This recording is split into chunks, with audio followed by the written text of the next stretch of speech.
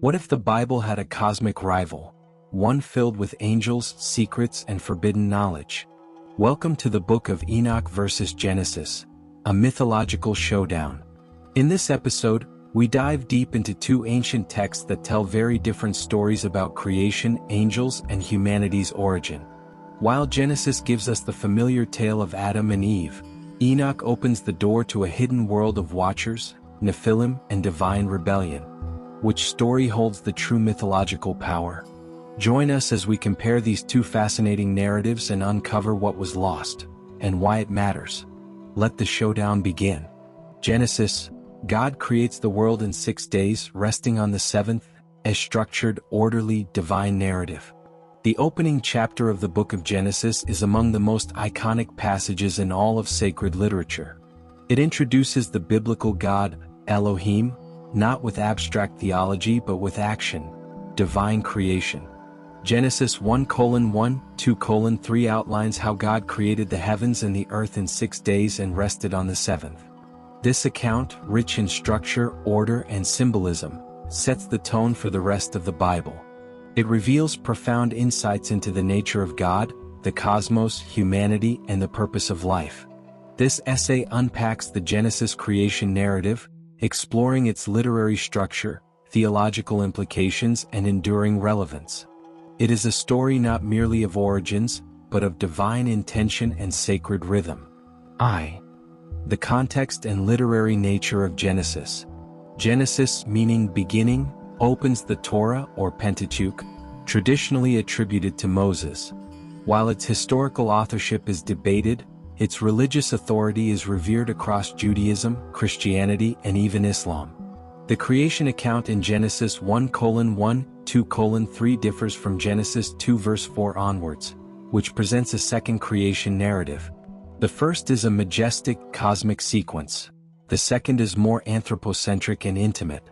Genesis 1 is written in a highly structured, poetic prose. It uses repetition, parallelism, and numerical patterns, emphasizing divine order. The refrain "and God said, and it was so, and God saw that it was good" punctuates the text, reinforcing rhythm and authority. 2. Day-by-day creation, a divine workweek.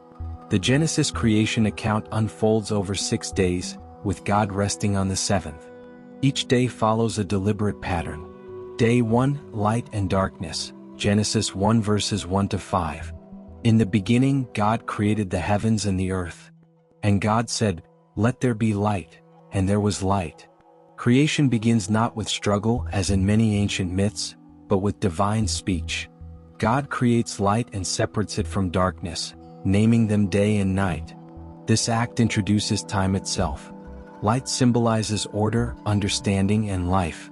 Day 2, sky and waters, Genesis 1 verses 6-8.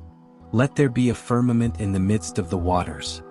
God creates a firmament, rakia, a vast expanse, to divide the waters above, sky, from the waters below, seas.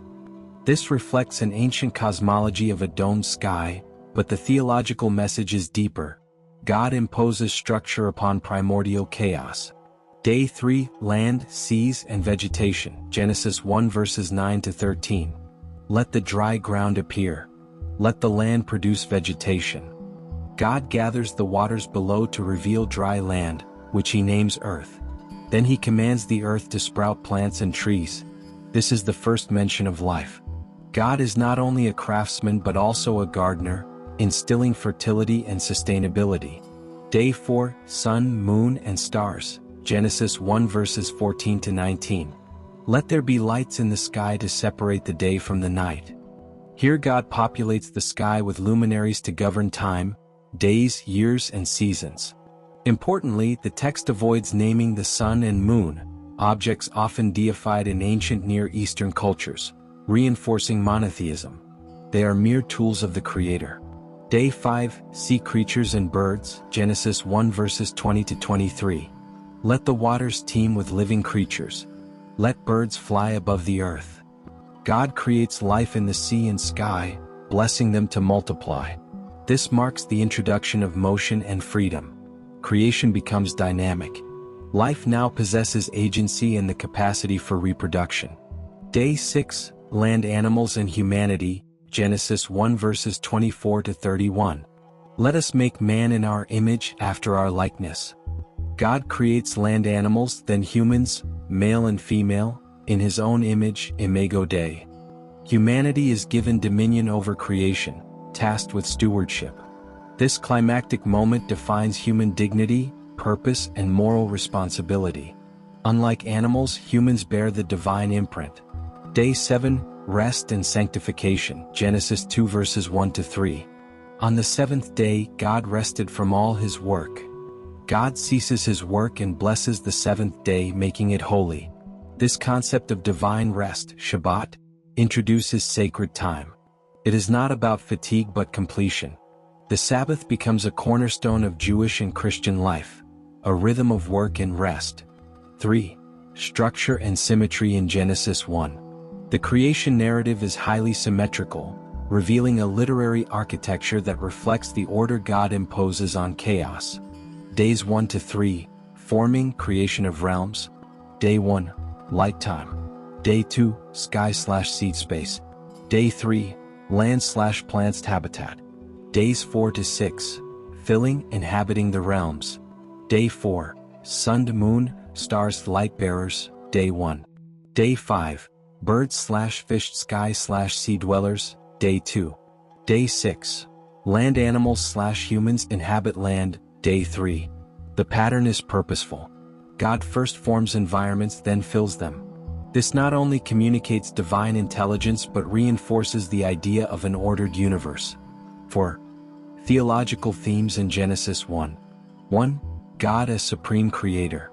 God is transcendent, eternal, and sovereign.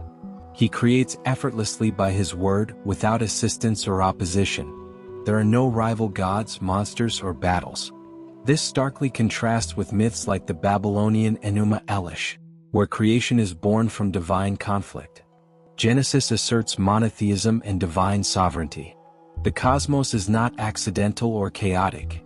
It is intentional and ordered by a wise creator. 2. The Word of God as creative power. And God said, is repeated 10 times. Divine speech is the mechanism of creation. This foreshadows the Christian doctrine of the Logos, John 1 verse 1, in the beginning was the Word. God's Word brings existence, shapes reality, and sets moral order. 3. Creation is good. After each act, God saw that it was good. The world is not evil or flawed from the outset. It is a good creation. This affirms the value of material existence and lays the foundation for biblical ethics. What God creates is worthy of care.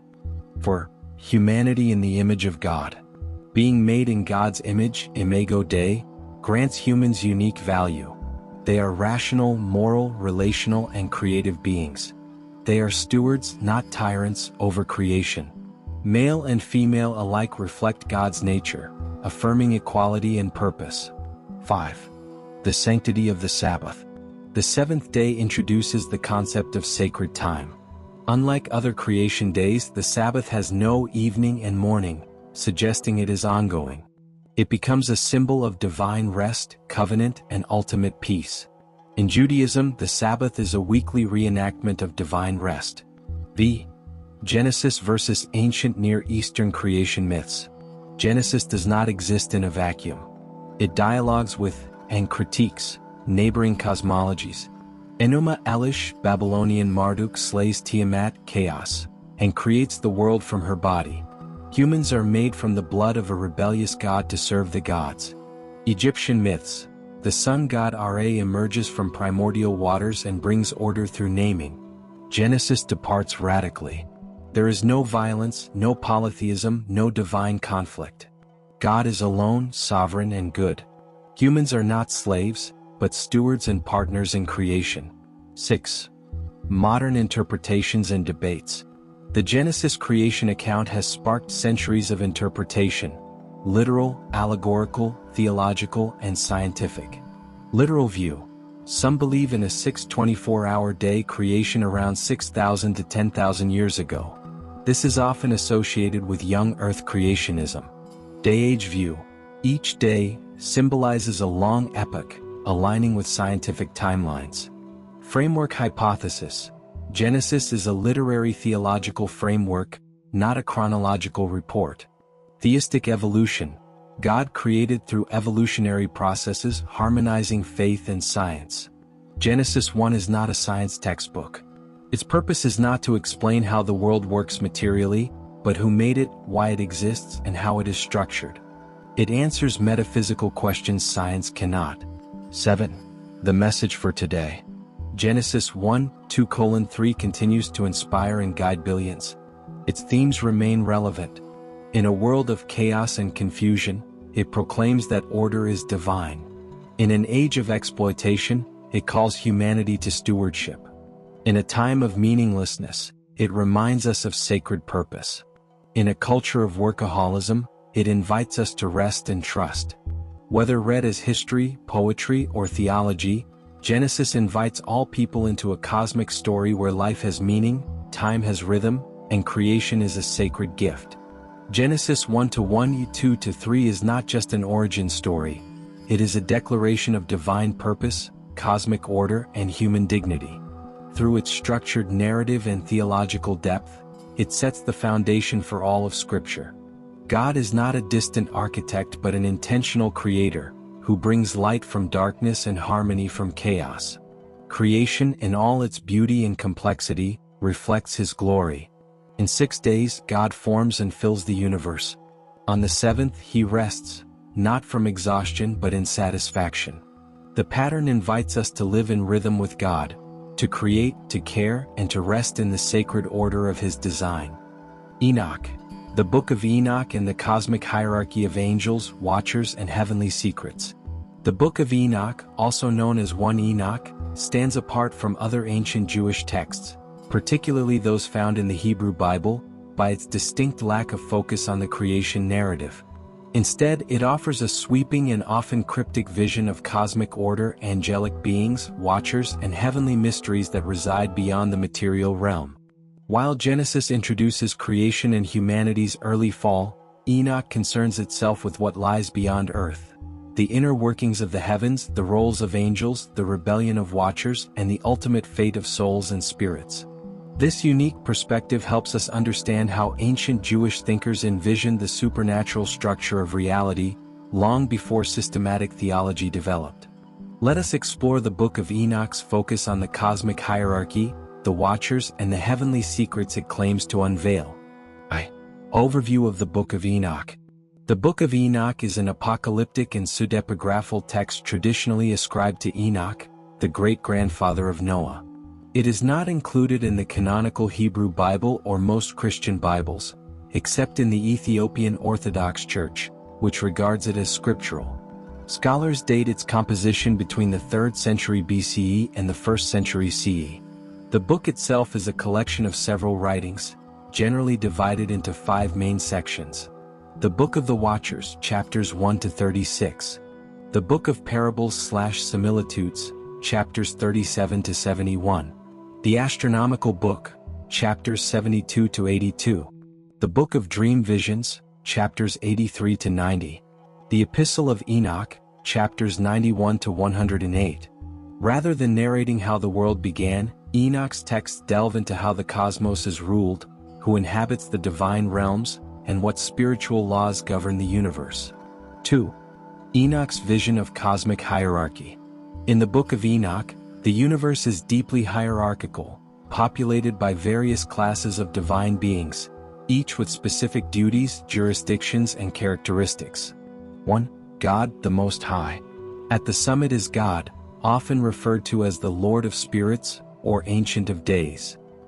He is the unquestionable sovereign of the universe, seated on a glorious throne surrounded by unapproachable light and fire. He governs not just the earth but the entire cosmos and its unseen dimensions. Unlike the anthropomorphic deity in some Old Testament passages, Enoch's God is a transcendent and cosmic force, hidden in layers of radiant majesty, judgment, and purity. His decrees govern angelic orders, celestial mechanics, and moral law. 2. The Holy Ones and the Archangels. Beneath God are archangels, powerful and exalted beings with administrative and moral responsibilities. These include Michael, protector of the righteous and advocate for Israel. Raphael, healer of the earth and overseer of spirits. Gabriel, enforcer of divine justice. Uriel, angel of wisdom and heavenly lights. These beings function as intermediaries between God and creation, enforcing divine will across different levels of heaven and earth. They are not merely messengers but cosmic governors, each one controlling domains of power such as healing, judgment, knowledge, or warfare. 3. The angels and watchers. Below the archangels are regular angels, but Enoch spends particular focus on a specific group called the Watchers, Aramaic, Irim meaning those who watch. These are angelic beings originally assigned to watch over humanity, but whose rebellion triggered cosmic catastrophe. 3. The Watchers, Rebellion and Fall. The Book of the Watchers, chapters 1-36, recounts a dramatic tale of divine beings who descend to earth and break heavenly laws. This narrative is central to the Book of Enoch's cosmic worldview. 1. The Descent. 200 Watchers descend from heaven to Mount Hermon, led by their chief, Semjaza or Semyaza. Their intention is to cohabitate with human women, which results in the birth of hybrid beings. The Nephilim, giants of great strength and wickedness, see Genesis 6 verses 1-4 for a parallel account. Their actions are described as a transgression of cosmic boundaries, crossing the lines between spirit and flesh, heaven and earth. This rebellion corrupts not only humanity but the natural order. 2. Azazel and Forbidden Knowledge. Among the Watchers, Azazel plays a unique and sinister role. Unlike Semjaza, who is the leader, Azazel is blamed for teaching humans forbidden knowledge, warfare and weapon making, sorcery and incantations, cosmetics and seduction, astrology and the movement of the stars. Azazel's instruction leads to widespread corruption, violence, and idolatry. He symbolizes chaos, rebellion, and impurity, an arch-villain in the cosmic order. 3. Judgment of the Watchers. God commands the archangels to respond. Raphael binds Azazel in the desert, an allusion picked up in Leviticus 16's scapegoat ritual. Gabriel destroys the Nephilim in a heavenly war. Michael intercedes for the righteous.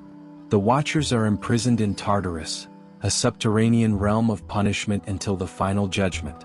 This mythic episode is not merely a moral lesson, it's a cosmic disruption that introduces spiritual warfare, demons, and moral disorder into the world. 4. Heavenly secrets, knowledge, cosmology, and time. Unlike Genesis, which traces history from Adam through the patriarchs, Enoch travels vertically, upward into the heavens. He becomes a seer of hidden truths and is taken on tours of the cosmic architecture. 1. The Astronomical Book. One of the most fascinating sections, the Astronomical Book, details a complex solar-lunar calendar. Enoch is shown how the sun and moon follow distinct but divinely ordained paths. There are portals in the heavens through which celestial bodies rise and set. The year is ideally 364 days, not 365, symbolizing divine order. This is not scientific astronomy but a form of sacred cosmology, intended to show how divine wisdom underlies the structure of time and seasons. Corruption of the calendar, by pagan or worldly rulers, is seen as a form of rebellion against divine law. 2. Geography of heaven and earth. Enoch is shown a multi-layered cosmos, often including Sheol, the underworld where the dead await judgment; the heavenly tablets, a record of all human deeds; the tree of life and crystal palaces of the righteous, places of punishment for sinners, fallen angels, and rebellious spirits. This sacred geography is deeply moral. Each realm reflects the ethical quality of its inhabitants. Righteous souls are rewarded, and evil spirits are bound in eternal torment. 3. The Secrets of the Universe. Enoch is often referred to as the scribe of righteousness. He is shown the foundations of the earth, the treasuries of the winds, and the chambers of hail and snow. These metaphors suggest that the world is not random but sustained by divine power. Knowledge of the cosmos is a gift from the divine realm, not to be obtained through sorcery or pride, as the Watchers tried to do. Enoch's transformation and ascension. In the final sections, Enoch is transformed from a human prophet into a heavenly being. He becomes a mediator between God and humanity, and in later Jewish mysticism and early Christian thought, Enoch is sometimes identified with Metatron, a quasi-divine figure who sits at God's side. This ascension reflects a broader theme, that righteous knowledge and obedience can lead to divine elevation, not unlike Elijah's fiery departure or later mystical traditions of heavenly ascent. 6. Legacy and theological impact. The Book of Enoch was highly influential in early Judaism and Christianity, even though it was later excluded from the Jewish and most Christian canons. Its themes resonate in the New Testament. Jude 1 verses 14 to 15 quotes Enoch directly. Themes of fallen angels, final judgment, and cosmic war echo throughout Revelation and Paul's letters. Christian demonology. The Watchers are precursors to the idea of fallen angels and demons. Jewish mysticism. Kabbalah. Enoch's heavenly travels and role as a divine scribe inspire Merkaba mysticism and visions of divine chariots. Islamic tradition. Enoch is often identified with Idris, a prophet lifted to heaven. The book's focus on moral cosmology, angelology, and divine order gives it enduring power, despite its marginal status in most religious traditions. The Book of Enoch is not a tale of beginnings, but of structures, spiritual, moral, and cosmic. It draws a vivid map of a multidimensional universe, populated by angels, rebels, and divine mysteries. Its primary concerns are not how the world was made, but who governs it, what laws structure it, and how spiritual rebellion distorts divine order. Enoch invites its readers not only to look upward into the heavens but also inward, to consider their place in a universe filled with unseen forces and eternal consequences. Whether one reads it as mythology, theology, or mysticism, Enoch offers a powerful glimpse into the ancient imagination of the divine cosmos. A universe where watchers fall, archangels rise, and secrets shape the fate of the world. Thanks for joining us on this mythological deep dive into the Book of Enoch versus Genesis. From the Watchers and cosmic secrets to Eden and the fall of man, these ancient texts offer two powerful, and sometimes conflicting views of our origins. Which version do you find more compelling? Let us know in the comments below. Don't forget to like, share, and subscribe for more explorations into ancient mysteries, hidden scriptures, and the stories that shaped human belief. Until next time, keep questioning, keep exploring, and remember, the truth might be stranger than the myth. See you in the next video.